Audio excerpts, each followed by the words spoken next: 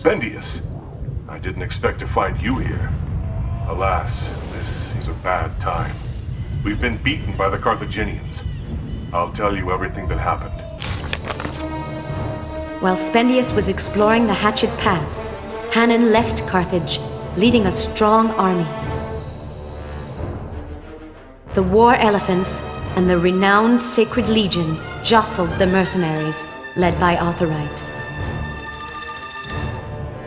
The Gallic chief, drunk at the time of the attack, allowed himself to be caught unawares. He was forced to flee to the Solitude Mountains with his men. This is where Spendius finds the mercenaries, after having ruptured the waterworks and crossed over the mountain. And so, through Arthurite's fault, we experienced a humiliating defeat. Hannon occupied our camp and pushed us back into the mountains.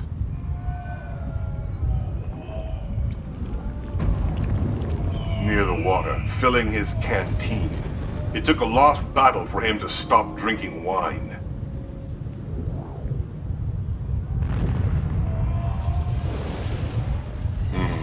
Unfortunately, our defeat renders your exploit useless.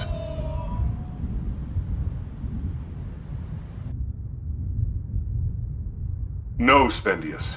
We cannot fight against bad fortune.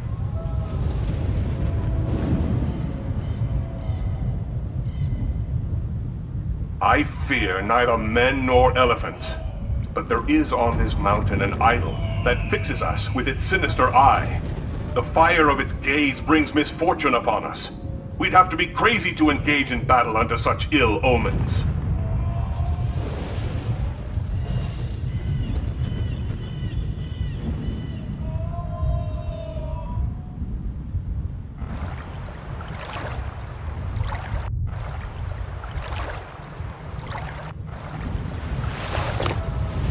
May the red fury infect Carthage, rot Hannon from the inside out, and damned be the Etruscans and Balears who gave up ground to the enemy.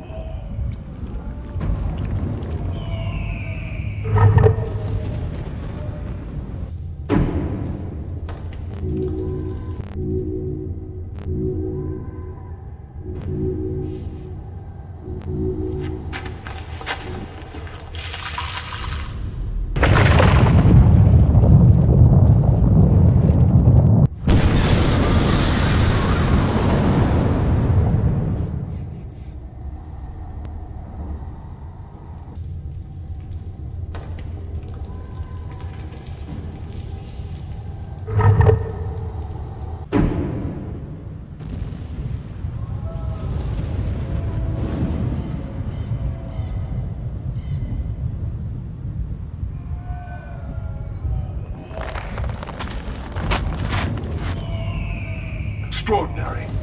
The Carthaginian idol has lost its eye. Could this be an omen?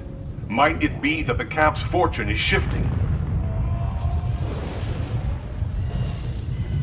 What you call superstition, I call wisdom and prudence.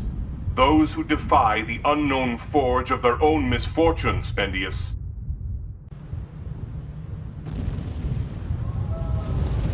The omens are favorable, but that's not enough. Before obeying, we want to be sure that you know how to lead an army. Answer my questions, and we'll judge if you're more worthy of commanding us than was Arthurite. You surprised the enemy in his camp in the middle of the night. You can either entirely circle him or lead him a way out. Which would you choose to do? Good answer. It's dangerous to drive your enemy to the point of despair. If your cavalry is greater than that of the enemy, Will you seek a battle on the plains or in rugged terrain? Good answer. The cavalry will have the advantage on the plains. Is a lunar eclipse a good or bad omen for an army that must flee? Right. A lunar eclipse favors a fleeing army, especially if the army is withdrawing at night, while sacrificing prior to the battle. 12 birds of prey fly off to your right. What do you do? That's right. A flock of birds off to your right is a good omen.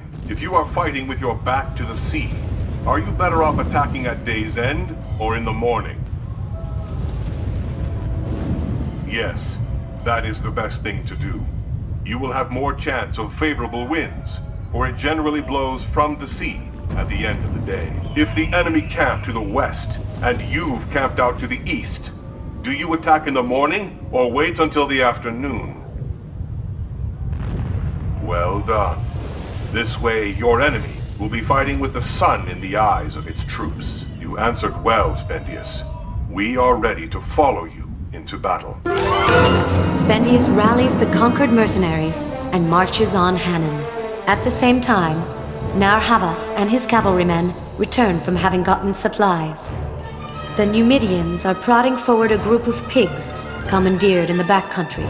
Narr'Havas meets up with Spendius before the battle begins. These providential reinforcements give Spendius the cavalrymen he was lacking, and a group of pigs, somewhat unexpectedly, spread out on the battlefield.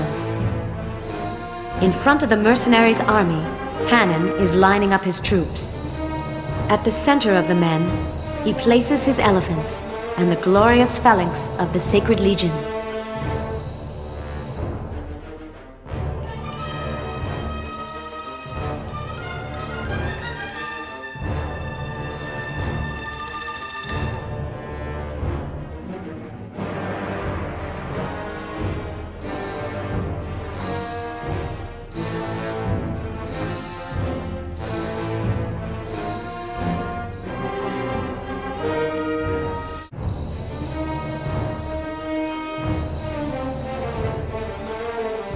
The mercenary troops are pushing the pigs towards the enemy lines.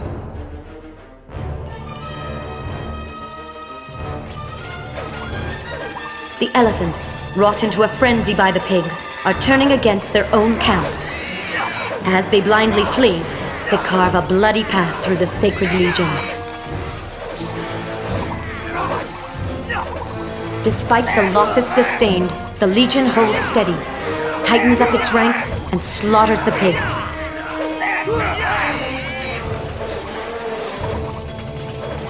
In a perfect spot on a clear terrain, the Numidian cavalry makes every effort. But the enemy infantry valiantly resists.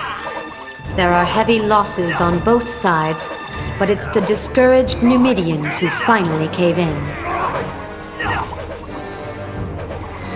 The Balearic slingers give up under the Velites that rain down upon them.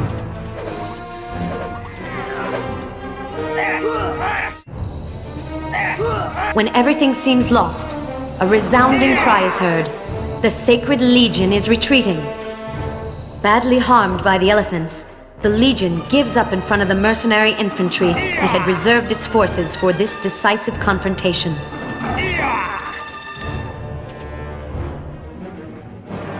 The retreat of the Sacred Legion gives renewed courage to the Numidians, who attack once again. Emboldened by the Numidians' example, the slingers take up the charge. The Velites are retreating.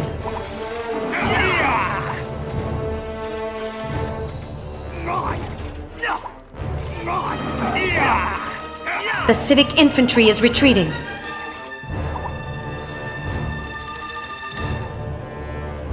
The mercenaries are victorious.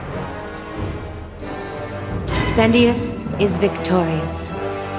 He captures the enemy general, chases the remainder of his army from Carthage, and regains control of the mercenary camp. Shortly after the battle ends, Matho returns from his journey to the coastal cities. He brings with him engines of war that are immediately placed in position in front of the ramparts. Carthage will truly be under siege. I've spread out our war engines throughout the army. I gave the Helipole a siege tower armed with a ballista to the Numidians. But Narhavas tells me that his men can't adjust their aim. I'd like you to go help them.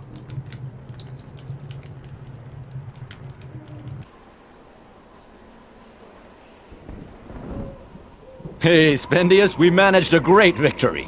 We'll long remember the day where the mercenaries brought the Sacred Legion to its knees.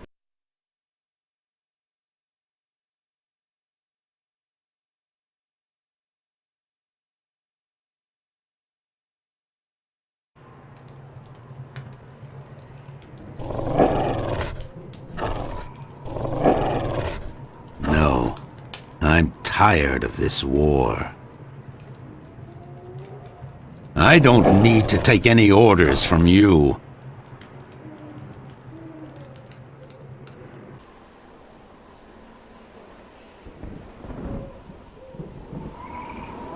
Welcome to our village. Oh, Spendius, skillful archer, killer of pigs, supplier of food, stealer of the Zainth, scourge of the Carthaginians, destroyer of the waterworks, and conqueror of Hannan.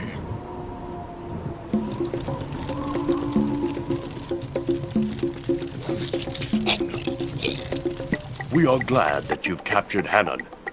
On the other hand, we haven't had a feast in a while, and our spirits are accordingly low.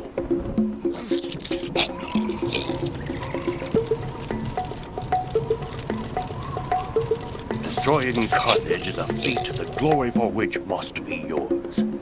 Destroy the city, and we will celebrate your victory by dancing on the ruins.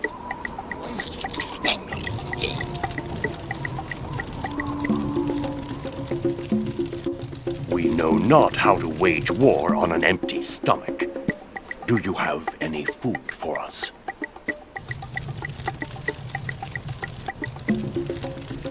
We don't feed ourselves with faraway hopes. What can you offer us this very minute?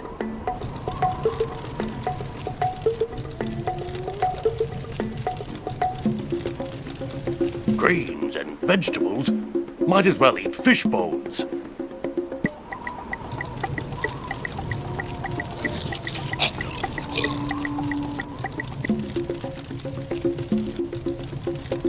Those are just snacks, only good for preparing us for the main meal.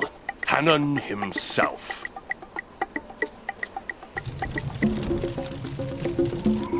No, he doesn't look too mouth-watering, I'll grant you that. But once roasted and prepared, he would be a succulent meal.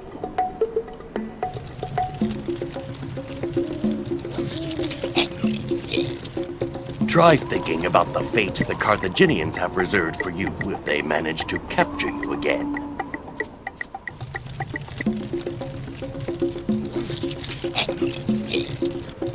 Done deal. In exchange for Hannan, we swear to follow you into battle.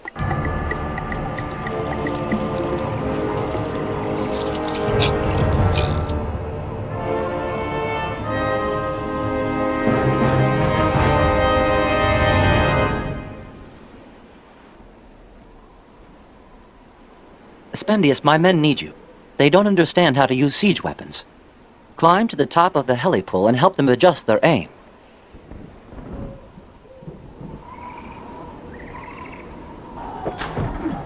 I was waiting for you, Spendius.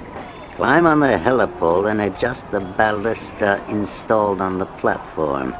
We need to hit the banner hanging from the enemy's ramparts with a flaming arrow. I'm counting on you.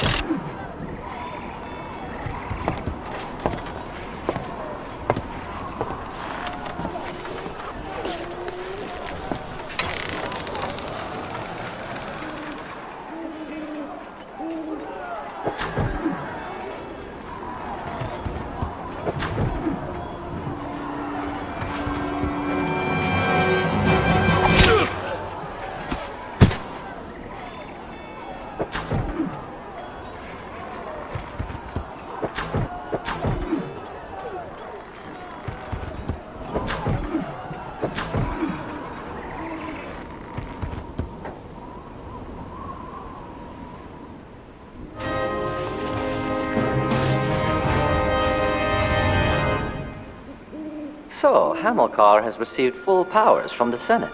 I'm glad to hear it. Tell the General that I hold his friendship in high esteem. His cause is my own, and I will follow his lead. Hamilcar thinks highly of you, O Narhavas. He promises you his daughter's hand in marriage once the rebels have been crushed. Salammbô? But rumor has it that she's in love with Matho. Hamilcar will not let his policies be dictated by his daughter's feelings. You are the one she will marry.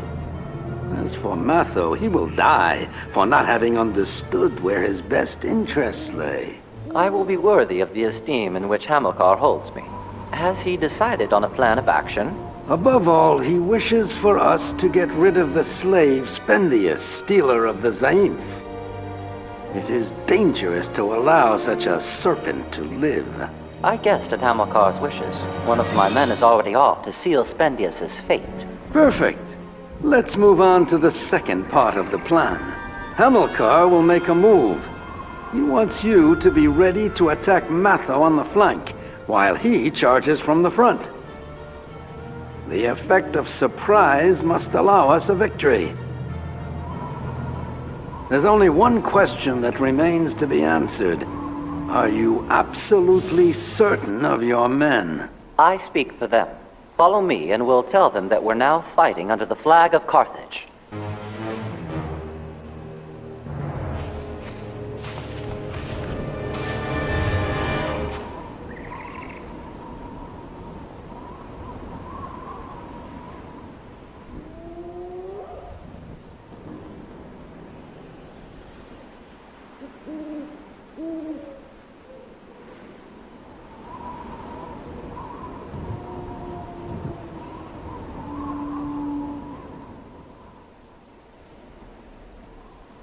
Truly? Well, I'm glad to see you made out all right.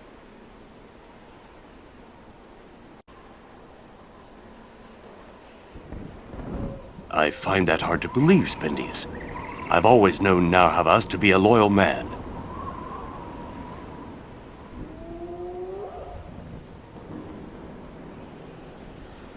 Salammbô is mine! Narhavas will never have her! I'll break that smelly jackal's spine! Warn Authorite, and tell him to prepare for battle. Come back to see me once you've carried out my orders.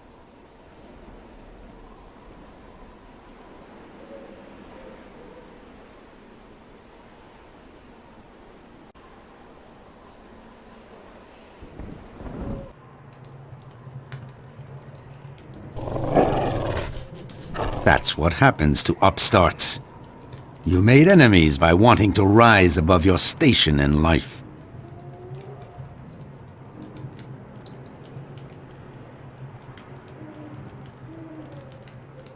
Narhavas has gone over to the enemy? Well, I guess we really will have to wage war. Leave my tent. I need to prepare myself.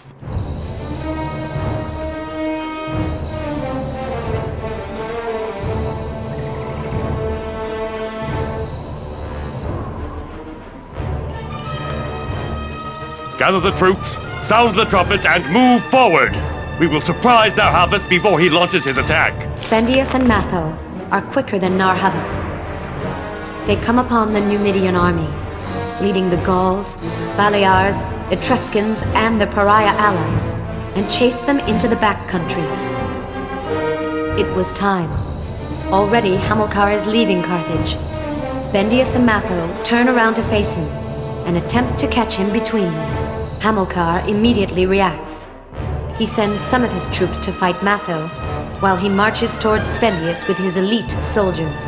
To the south, Matho is victorious and pushes the enemy back into the city. To the north, Spendius is having problems. He quickly understands that he cannot hope to conquer, by normal means, one of the era's best generals. To save his army from being totally destroyed, the adventurer must retreat towards the Solitude Mountains. Alas, this happens to be the exact spot where Narhavas has regrouped his forces after his defeat. Like wolves heading off game, Hamilcar and Narhavas push the mercenaries into the Hatchet Mountain Pass. They block off any possible escape by throwing rocks from the tops of the cliffs.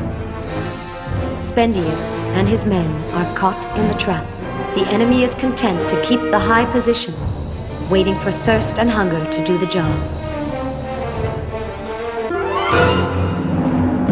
It's your fault that we're trapped here, Spendius. Our time is limited, and all I hope is that you'll die before me. I want to see you let out your last breath like a burst bladder.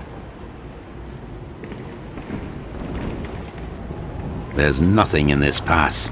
Not one single thing that a human being could eat.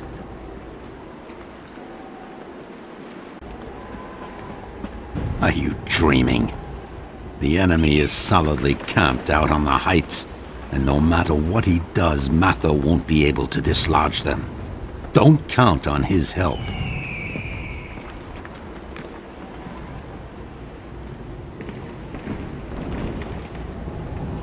Leave this sewer? The lack of sustenance has driven you crazy, Spendius. The men are too weak to move and no longer have any faith in you. They won't obey you.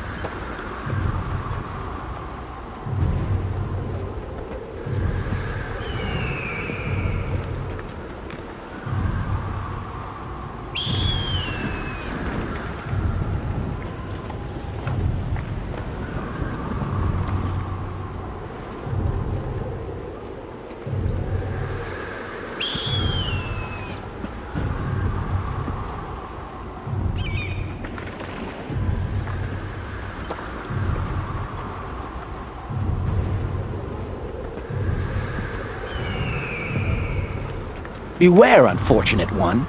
The cactus you've just picked up is no doubt poisonous. I've seen men writhing on the ground after having eaten such plants. Give me the cactus so I can have a closer look at it. Too bad for you. I warned you.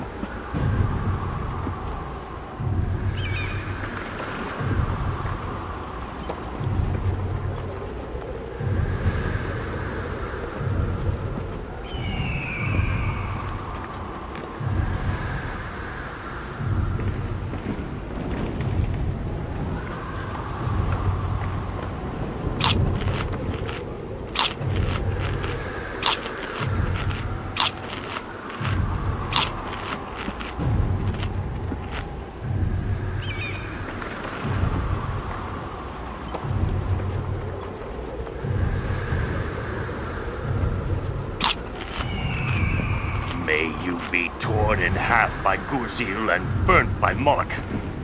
I've listened to your wonderful words, Spendius, and now I'm reduced to chewing sandals.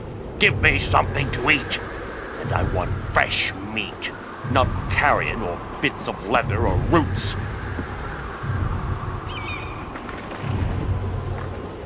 Too bad. If you had chosen to be generous, I could have done likewise.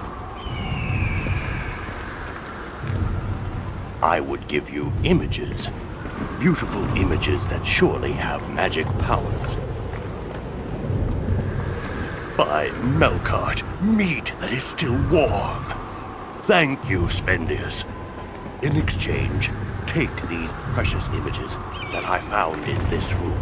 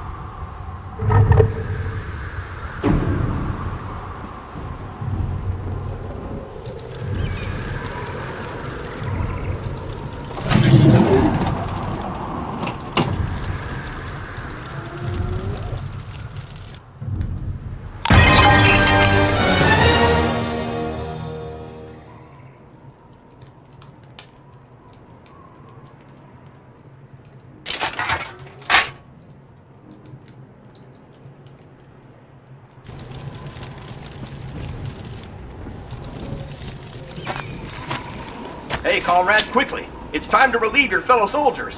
Go take up your post in front of the general's tent. Despite the ever-present danger, Spendius has a taste of victory.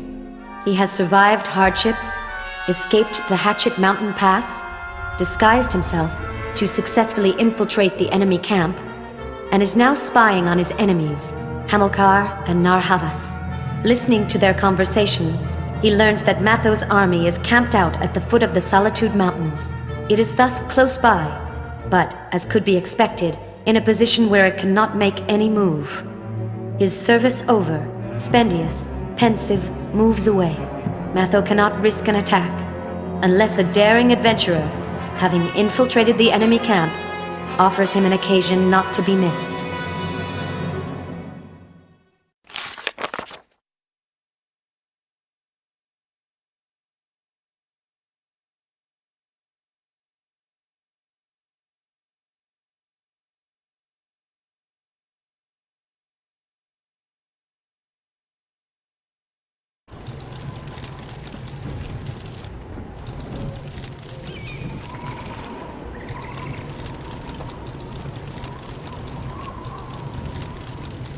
Spendius starts a fire in the Mount's enclosure.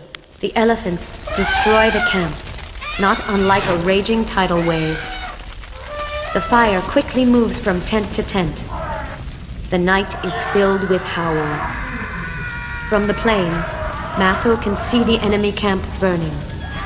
He seizes the opportunity and prepares to attack. Hamilcar dies, trampled by his elephants, while Narhavas flees. Left leaderless, the Carthaginians and their allies are quickly conquered. Matho finds Spendius amid the smoldering ruins of Hamilcar's camp.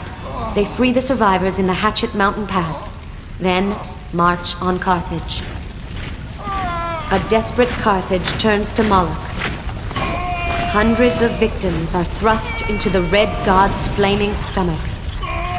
Satiated, the god grants the city supernatural help.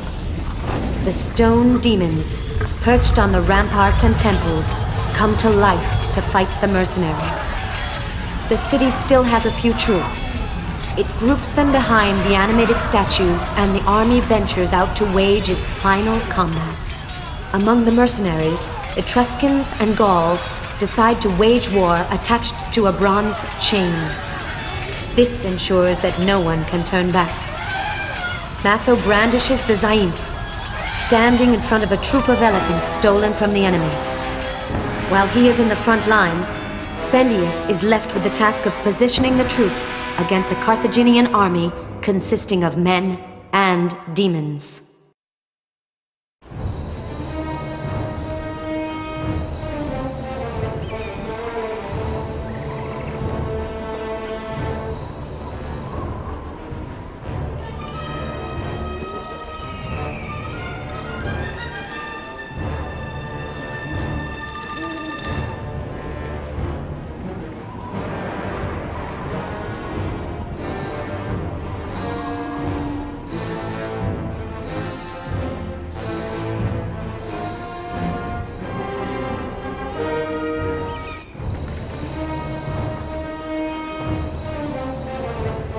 At the mere sight of the demons, the pariahs quickly turn around. The Etruscans and Gauls, in the second line, are angry at seeing their allies behaving in such a cowardly manner. Furious, they tighten their ranks to prevent them from fleeing.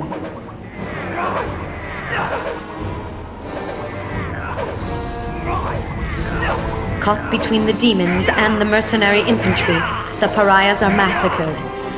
The advance of the demons is slightly hindered by the piled-up corpses.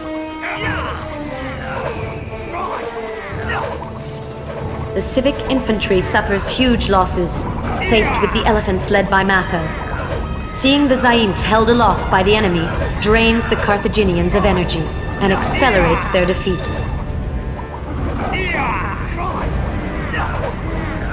The Zaïmph, emblem of Tanit, evokes the fury of the demons of Moloch. They turn towards the elephants that confront them, and a battle is soon raging. Neither of the adversaries take care to protect its flanks.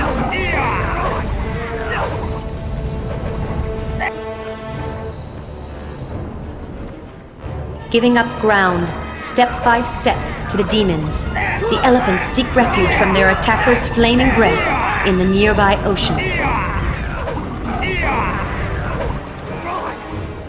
Powerful but stupid, the demons pursue their enemy into the ocean. The fire creatures are destroyed as soon as they enter into contact with the water.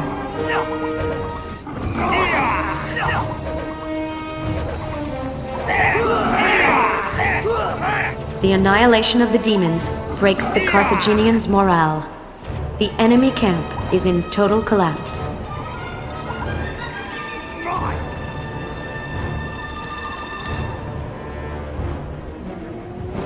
The mercenaries are victorious.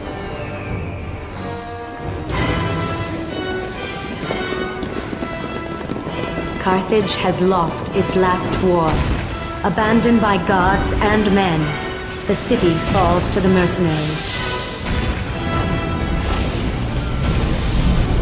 Spendius savors his revenge. On the scales of destiny, his actions were heavier than all of the resources of a millennial city. Salammbô and Matho meet up in the city, amidst the pillagers.